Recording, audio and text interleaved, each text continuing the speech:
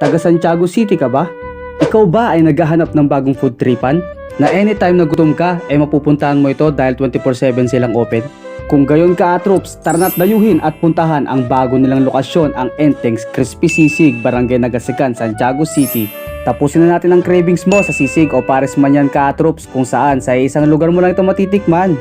But wait, there's more troops! Available din sa kanila ang siomai with java rice at ang hanap mong essential na lugaw, kikiw! Kaya naman, highly recommended ko ang Enteng's Crispy Sisig.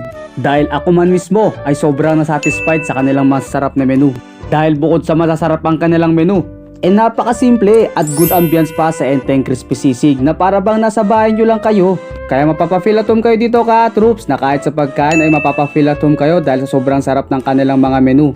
Mapapa-extra rice ka ng marami at mapapa-order ka ulit ng paulit-ulit. Kikiw!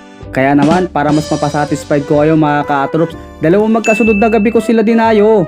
Ba naman kasi, kahit nakailang extra rice na ako nung unang kain ko dito, talaga namang namiss ko ang pares nila. Kaya naman napabalik ako troops. Kikiw! Pork sisig with java rice or with egg, pork, chicken, beef siomai with java rice, beef lomi or mami, di kaya naman lugaw. 100% hindi ka magsisisi dito troops. Enteng's Crispy Sisig, Barangay Nagasikan, Santiago City.